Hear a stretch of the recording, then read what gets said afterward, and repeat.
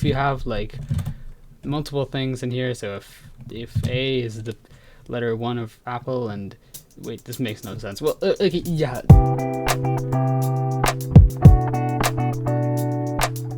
Welcome to my second attempt at recording this video, because the first time I forgot to download the extension.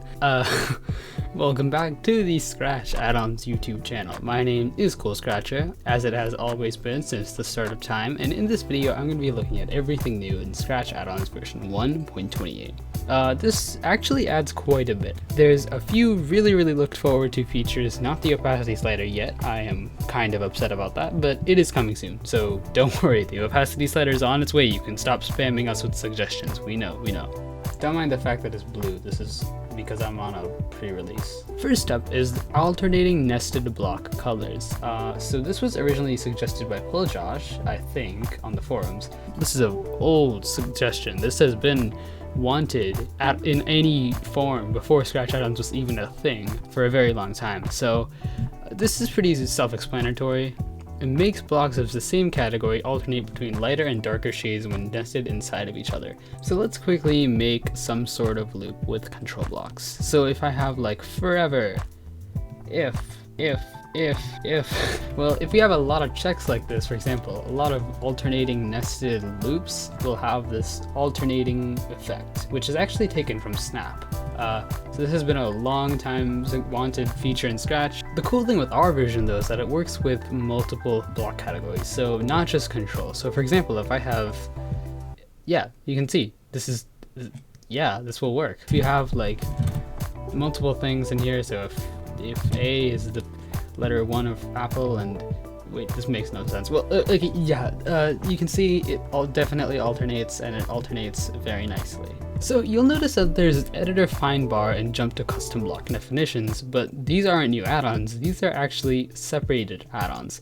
So essentially, this was originally part of DevTools. However, these have been split off because they're major features. So yeah, they're both recommended, so they'll be on automatically. You can toggle one of them on and off if you want. So if you don't want the editor find bar or the jump to custom block definition, you can turn them on and off. However, there are some new features. So as we all remember, find bar, we can find things like this.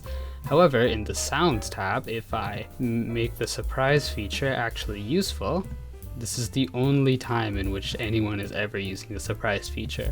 Anyways, you might see where I'm going with this. The find bar can now find sounds in the sound bar, and you can search for them. That's not a sound, but if it were, then it would show up here. So yeah, pretty self-explanatory. Now, some users don't know about the jump to custom block definition, so let me quickly make a block.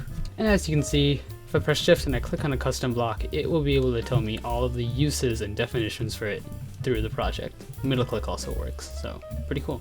Next up is remove autocomplete from search bar. Okay, so this is an annoying thing, but if I click, yeah, this was from one of the older update videos in which I was frantically trying to find world languages profile, but for some reason I could not for the life of me figure out how he formatted it. So obviously this is really annoying. We don't want this here. So with this add-on, we can just turn this on, and all of a sudden it's gone, and no matter what we put into this, it won't suggest it to us. So I think that this is pretty cool. I don't know how they achieved it though, because it seems like this would require some sort of weird hack, but I don't know. I'm not a technical person. I'm weird. In the customizable navigation bar add-on, there's a new option called compact user dropdown.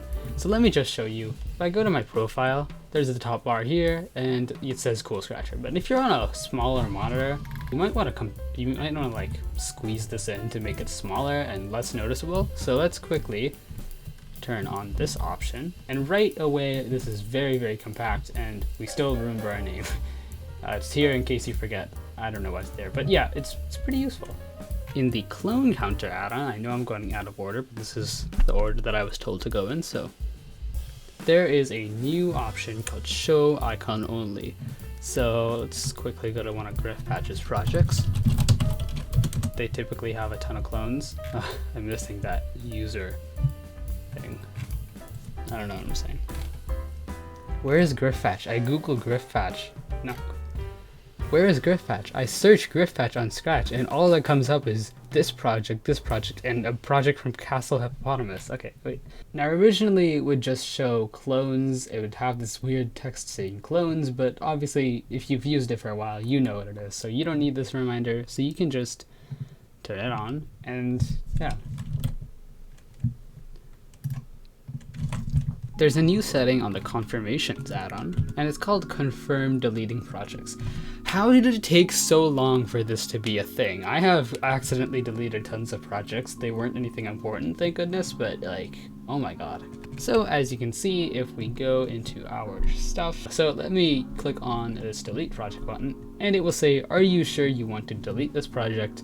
You can say no or yes. I do not know why it took us so long to implement this, but I mean, here it goes. Here it goes.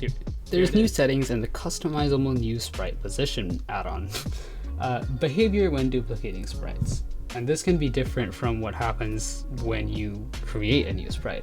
So if I say send to specified XY values, it's saying send it to 0, 0. Let me duplicate this sprite. So as you can see, it will originate at 0, 0.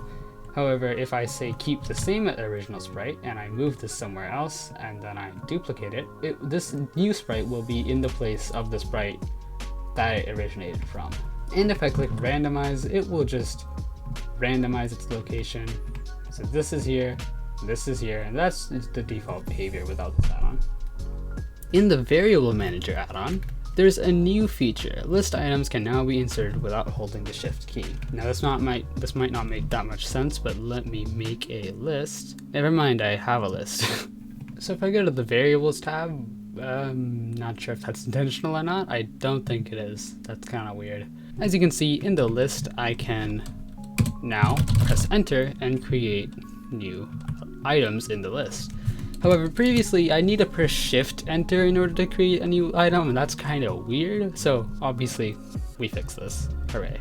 In the editor dark mode and customizable colors add-on, there is a new option. Wait, what are you talking about?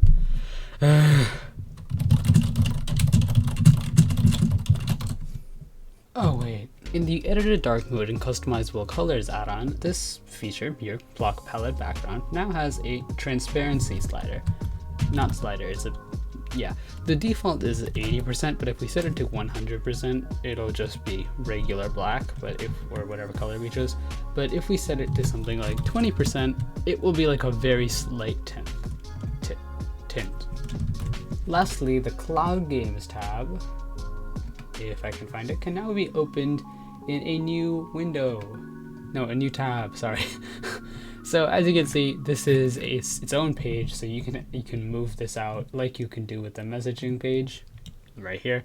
So yeah, pretty cool. Also, this is a small update, but a really cool one. It will now remember which tab you were on last time. So if I clicked add-ons, now I was messing around here, then I exit and then I come back here, it won't just default on messaging, it'll remember. So yeah, pretty cool.